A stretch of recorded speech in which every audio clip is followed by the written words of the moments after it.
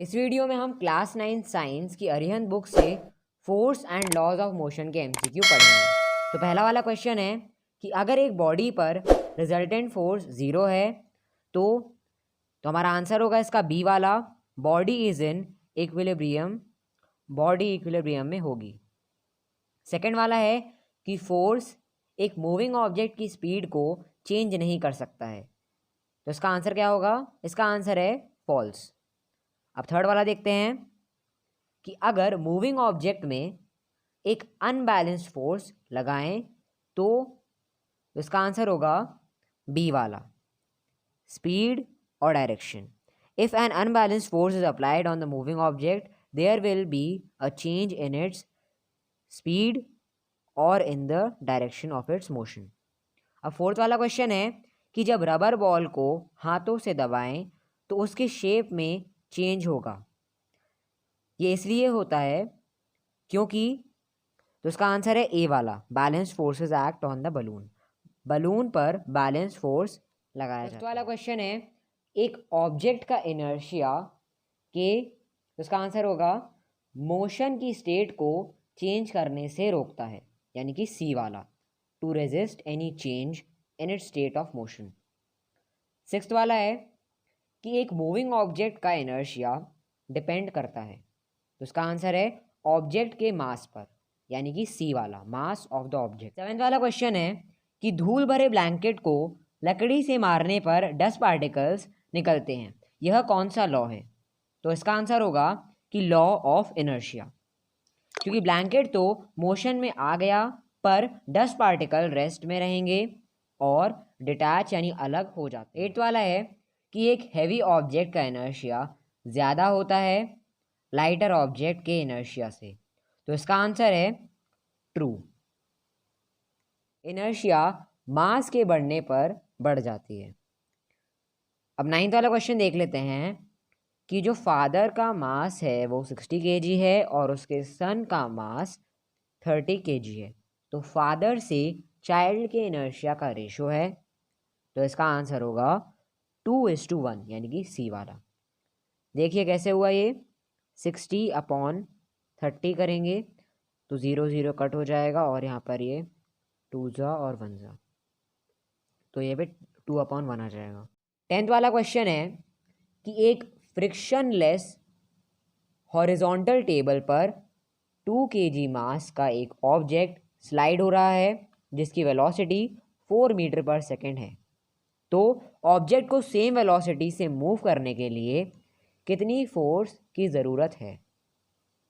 तो इसका आंसर होगा बी वाला, क्योंकि टेबल तो फ्रिक्शनलेस है, मतलब फ्रिक्शन नहीं है, तो कोई एक्सटर्नल फोर्स नहीं लग रहा है ऑब्जेक्ट में, तो ऑब्जेक्ट मूव करता रहेगा। 11th वाला क्वेश्चन देख लेते हैं कि एक वाटर टैंक जो कि उसकी हाइट है 2/3, उसकी हाइट के 2/3 तक पानी से भरा हुआ है और यूनिफॉर्म स्पीड से मूव कर रहा है, पर एकदम से ब्रेक लगाया गया तो टैंक का पानी कैसा होगा?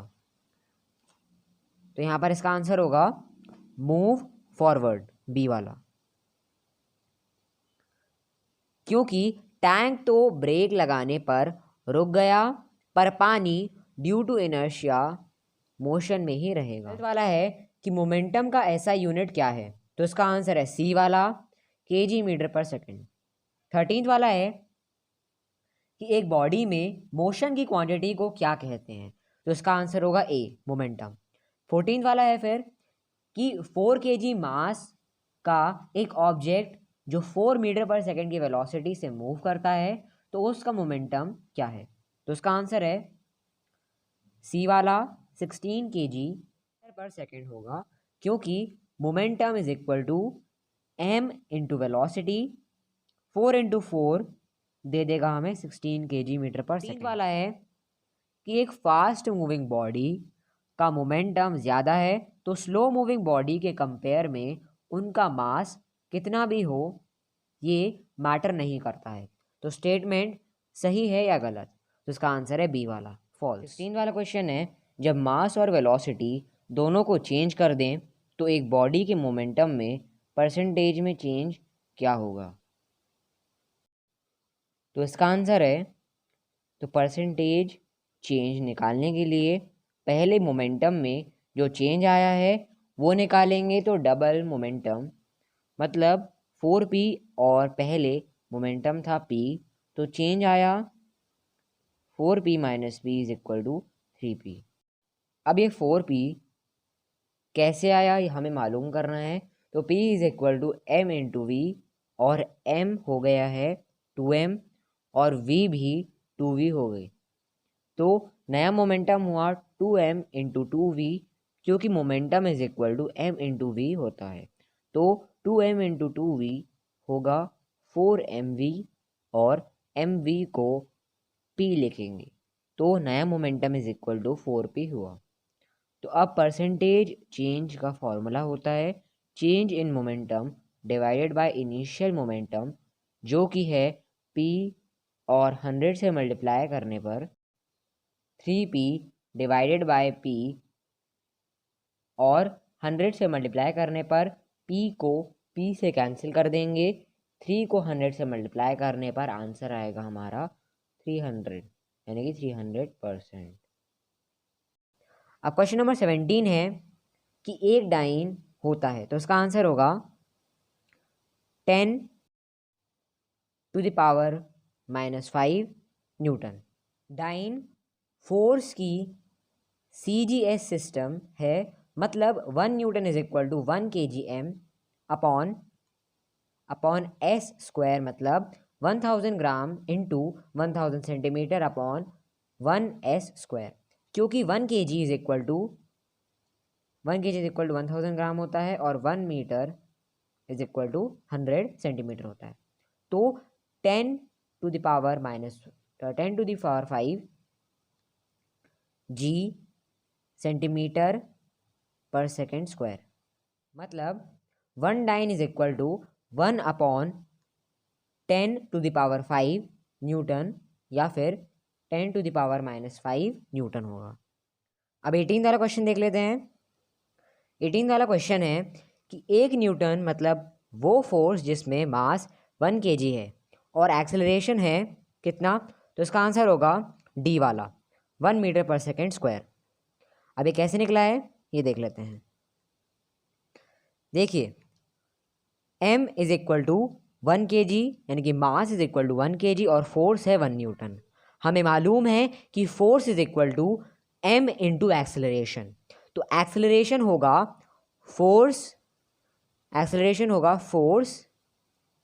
डिवाइडेड बाय मास, तो 1 न्यूटन डिवाइडेड बाय 1 kg, और newton is equal to kg upon metre per second square.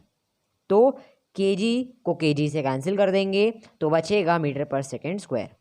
ठीक है। 19th वाला है कि एक बॉडी पर दो फोर्स डिफरेंट डायरेक्शन में अप्लाई करने पर एक्सेलरेशन कितना होगा। आंसर है कि रिजल्टेंट ऑफ बोथ फोर्सेस। तो ये क्यों है ये मैं बता देता हूँ आपको। देखिए, according to newton second law of motion, newton के सेकेंड लॉ के अनुसार एक बॉडी पर रिजल्टेंट फोर्स उसके एक्सेलरेशन के लिए रिस्पॉन्सिबल होता है। क्वेश्चन 20 है कि फोर्स का न्यूमेरिकल फॉर्मूला क्या है, तो इसका आंसर है ए वाला, F is equal to ma। 21st question है कि फुटबॉल के एक गेम में एक गोलकीपर गोल में बॉल आने के बाद अपने हाथों को पीछे की तरफ खींचता है, मतलब बॉल को हाथों में कैच करने के बाद हाथ पीछे की तरफ करता है। तो ये क्यों करता है ये बताना। इसका आंसर है डी वाला, decrease the rate of change of momentum.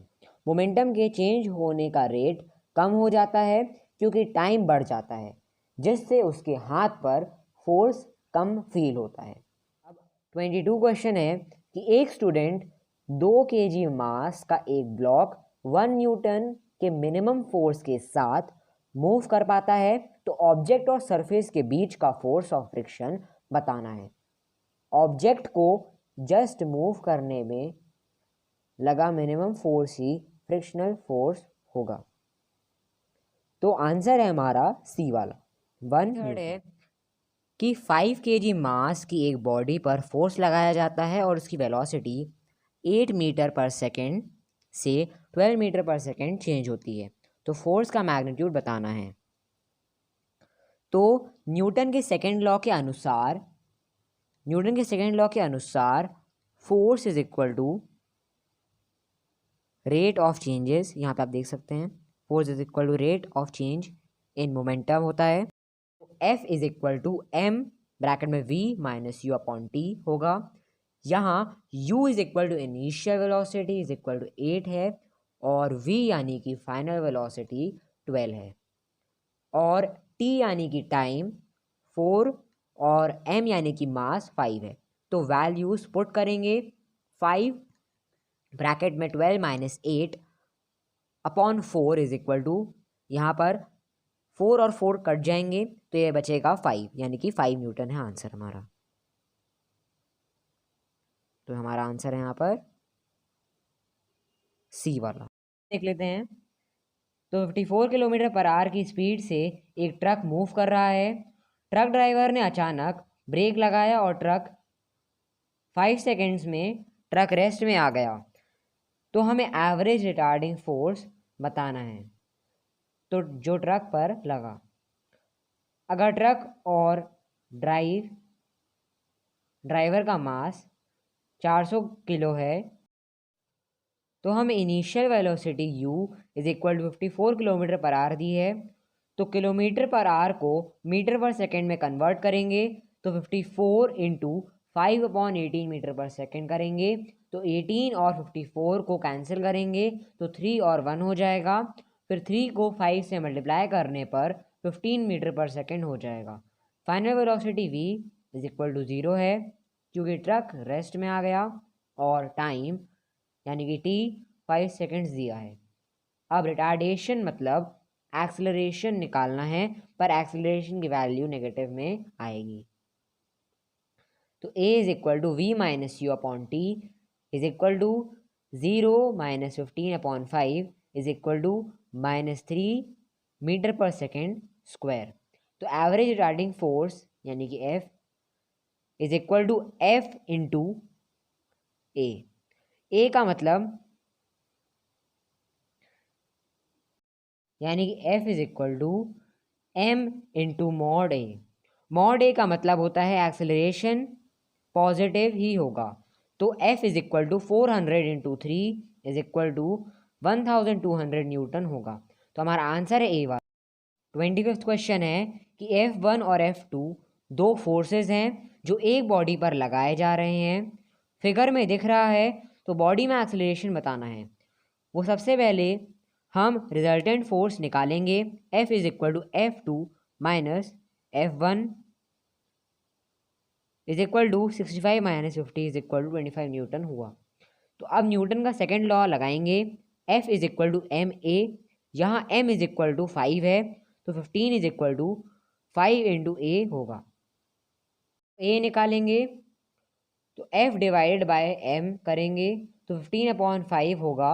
15 और 5 को कैंसिल करेंगे तो यहाँ पे 5 से कैंसिल करेंगे तो आंसर होगा हमारा 3 मीटर पर सेकेंड स्क्वायर, यानी कि ऑप्शन बी। 26 क्वेश्चन है match the column 1 and column 2 and choose appropriate option from the codes given below. तो यहाँ पर ये कॉलम दिए हैं, कॉलम 1 और कॉलम 2 और ये कोड्स दिए हुए हैं। तो यहाँ पर मैच द कॉलम करना है। ए का 4 होगा, change in momentum is equal to force into time, force की यूनिट इंटू टाइम की unit is equal to newton into seconds is equal to N into S. B का 3rd होगा, momentum is equal to mass into velocity, तो mass की unit यानी कि kg into velocity की unit metre per second, तो kg metre per second ये वाला। और सी का होगा सेकेंड वाला, Newton, force is equal to mass into acceleration kg/s² is equal to n, यानी कि न्यूटन। अब d है, d का हो जाएगा 1, mass is equal to kg, तो आंसर है हमारा ऑप्शन सी। 27th वाला है कि एक मूविंग बॉडी रेस्ट पर आती है तो उसका इनिशियल वेलोसिटी 0 ली जाती है। स्टेटमेंट ट्रू है या फॉल्स ये बताना है। तो इसका आंसर है बी, यानी कि फॉल्स, क्योंकि मूविंग बॉडी के रेस्ट पर आने से फाइनल वेलोसिटी 0 ली जाती है। 28th वाला है कि 500 kg के मास की एक बस 5 मीटर पर सेकेंड की वेलोसिटी से मूव कर रही है और इंजन के द्वारा 500 न्यूटन फॉरवर्ड फोर्स एक्ट हुआ है और फ्रिक्शन के कारण 200 यूनिट रिटार्डिंग फोर्स लगा। तो हमें बस की वेलोसिटी बताना है 20 सेकेंड के बाद। तो यहाँ पर हमें metre m is equal to 500 kg दिया है, यानी कि mass is equal to 500 kg दिया हुआ है। u is equal to 5 metre per second दिया हुआ है और टाइम यानी कि t is equal to 20 seconds दिया हुआ है और 200 न्यूटन्स रिटार्डिंग फोर्स दिया है। तो रिजल्टेंट फोर्स हुआ F is equal to 500 minus 200 यानी कि 300 न्यूटन्स। अब एक्सेलरेशन यानी कि A is equal to F upon M, जो कि है 300 अपॉन 500, तो उसको कैंसिल करेंगे तो आंसर आएगा हमारा 0.6 मीटर पर सेकेंड स्क्वायर। अब मोशन की equation v is equal to u plus A T is equal to यहाँ पर आ जाएगा 5 प्लस 0.6 इंटू 20। इसको सॉल्व करेंगे तो हमारा आंसर आ जाएगा 17 मीटर पर सेकेंड, यानी कि आंसर होगा हमारा बी वाला। हमारा आंसर है बी वाला 17 मीटर पर सेकेंड। और 29th वाला है कि 20 ग्राम की एक बुलेट एक सैंड बैग पर 200 मीटर पर सेकेंड की स्पीड से टकराती है और 2 सेंटीमीटर ट्रैवल करने के बाद एम्बेड हो जाती है। तो बुलेट पर सैंड के द्वारा रेजिस्टेंस फोर्स कैलकुलेट करना है, रेजिस्टिव फोर्स कैलकुलेट करना है। तो हमें इनिशियल वेलोसिटी यानी कि u is equal to 200 metre per second दी है, फाइनल वेलोसिटी यानी कि v इज इक्वल टू 0 है और distance is equal to 2 centimetre है। तो 2/100 मीटर 0.02 मीटर होगा और मास यानी कि m is equal to 20 gram is equal to 20/1000 kg is equal to 20 into 10 to the power minus 3 kg है। अब मोशन की थर्ड इक्वेशन लगाना है। मोशन की थर्ड इक्वेशन लगाएंगे तो v² is equal to u square plus 2as। a calculate करना है तो v² minus u square is equal to 2as, फिर v² minus u square upon 2s is equal to a हो जाएगा। तो 0 whole square minus 200 whole square upon 2 into 0.02 is equal to हो जाएगा ये माइनस 40,000 अपॉन 0.04। हम डेसिमल हटाने के लिए 2 जीरोज न्यूमरेटर में लिखेंगे तो माइनस 40,00,30 अपॉन 4 हो जाएगा। अब यहाँ पर 40 लाख और 4 को 4 से कैंसिल करेंगे तो आएगा 10 लाख माइनस 10 लाख, मतलब minus 10 to the power 6 metre per second square. Negative sign retardation show कर रहा है। अब रेजिस्टिव फोर्स होगा F is equal to ma, तो यहाँ पर पुट करेंगे हम 20 into 10 to the power minus 3 into 10 to the power 6, जो कि है 20 इंटू 10 टू द पावर 3 या 2 इंटू 10 टू द पावर 4 न्यूटन होगा, यानी कि हमारा आंसर है बी वाला। अब 30th क्वेश्चन देख लेते हैं। जब एक पर्सन टावर से नीचे जंप करता है स्ट्रेच्ड टारपोलिन में तो उसे क्या रिसीव होता है? तो इसका आंसर है जब पर्सन स्ट्रेच्ड टारपोलिन में टैरपोलिन में गिरता है तो उस जगह पर टैरपोलिन नीचे चला जाता है। इसलिए इम्पैक्ट टाइम मतलब असर का समय बढ़ जाता है। इसके कारण पर्सन को बहुत कम फोर्स एक्सपीरियंस होता है, इसलिए उसे कोई इंजरी नहीं होती है। तो हमारा आंसर है सी वाला, नो इंजरी। तो हमारा वीडियो यहीं पर ख़त्म होता है। आगे के क्वेश्चंस नेक्स्ट वीडियो में करेंगे।